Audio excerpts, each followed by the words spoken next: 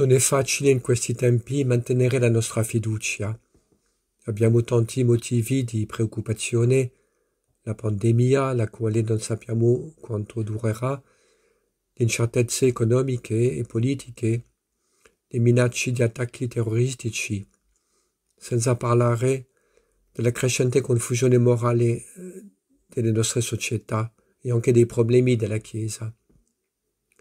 Poi la sovrabbondanza di informazioni preoccupanti fornite ogni giorno dai media, le opinioni contraddittorie espresse su tutto, le polemiche a volte violenti a cui assistiamo, possono finire per creare un clima molto angosciante. Non è facile convivere con tutto questo, ma c'è una chiamata per noi ad essere uomini e donne di fede.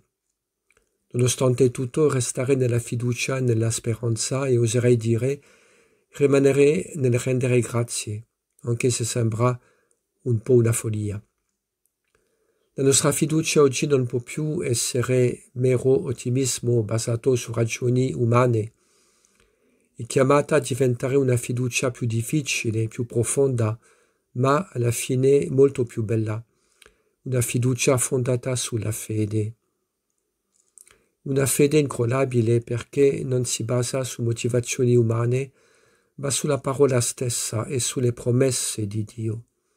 Il cielo e la terra passeranno, le mie parole non passeranno mai, dice Gesù.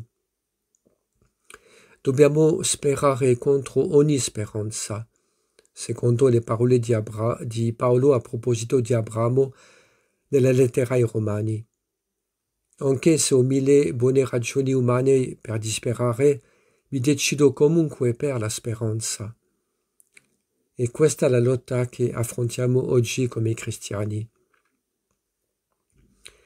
È Gesù stesso che ci propone questa sfida quando dice nel Vangelo: quando verrà il figlio dell'uomo, troverà la fede sulla terra? Parole un po' sorprendenti, che non sono una previsione pessimistica, ma una chiamata a noi rivolta, e che indica il luogo del vero combattimento, il buon combattimento della fede, come dice San Paolo. Questa fiducia non è né spontanea né facile da praticare, né deve diventare una confidenza ingenua, rapidamente contraddetta dalla realtà. Ciò richiede quindi che prendiamo mezzi molto concreti per nutrire e rafforzare la nostra fede, e con alcuni. Il primo è di appoggiarsi sulla parola di Dio. È necessario oggi che continuiamo a ritornare sempre a questi numerosissimi versetti della Bibbia che ci invitano a confidare e che teniamo questi versetti nei nostri cuori. Il Signore è la mia luce e la mia salvezza. Di chi dovrei temere? Il Signore è il baluardo della mia vita, davanti a chi tremerò. Salmo 26. Coraggio, sono io, non abbiate paura. Marco, capitolo 6. Anche i capelli del tuo capo sono tutti contati, non temere. Luca, capitolo 12. Niente ci potrà mai separare dall'amore di Cristo. Lettera ai Romani, capitolo 8.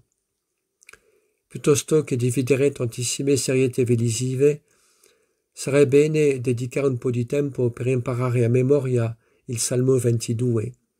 Il Signore è il mio pastore, non manco di nulla. Dobbiamo riempire la nostra faretra con tutte queste frecce che ci propone la Santa Scrittura. Il secondo mezzo per nutrire la fiducia è la preghiera. La pregare non è cercare belle parole o coltivare dolci emozioni. Pregare significa, con un semplice atto di fede, accogliere una presenza, la presenza di colui che ci ama infinitamente. Ciò che può dare sicurezza e pace a un bambino piccolo che si trova in una situazione difficile non sono le tante spiegazioni sulla situazione, ma la presenza amorevole della mamma o del papà che gli tengono la mano. Ciò che ci dà pace non è capire e controllare tutto, ma accogliere con noi la presenza di colui che ci ha detto: sarò con voi tutti i giorni fino alla fine dei tempi. Presenza che ci è donata soprattutto nell'Eucaristia, sia durante la celebrazione della Messa o nell'adorazione del Santissimo Sacramento. La preghiera è anche un'opportunità per noi di mettere nelle mani del nostro Padre Celeste tutto ciò che a volte può essere pesante. Getta tutte le tue preoccupazioni su Dio perché si prenderà cura di te, dice San Pietro. La terza via per conservare la speranza e la fede è la lode e il ringraziamento. Oserei dire che peggio fa il mondo, più dovremo lodare il Signore. È anche il modo per accogliere la presenza divina, perché Dio abita le lodi di Israele, come dice il Salmo 21. La lode ha un grande potere per guarirci dalla paura, dalla tristezza, dal pessimismo, dal ripiegamento su noi stessi. La lode ha una forza particolare per accrescere la fede, rafforzare la speranza, infiammare di carità. A livello personale è bello prendere l'abitudine di ringraziare e benedire Dio per il più piccolo dei doni che la vita continua a offrirci.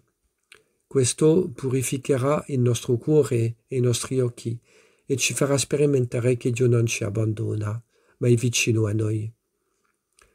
Nonostante i limiti imposti dalla reclusione, troviamo modi per condividere la nostra fede con gli altri e lodare insieme il Signore. E se talvolta ci sentiamo un po' soli, ricordiamoci che un cristiano non è mai confinato perché vive nel grande mistero della comunione dei santi e, attraverso la preghiera, abbiamo sempre la possibilità di visitare il mondo intero, di andare ovunque ci sia bisogno di consolazione, di pace e di speranza. Dio ci benedica, ci fortifica in questa strada di fiducia, di fede e di preghiera. Amen.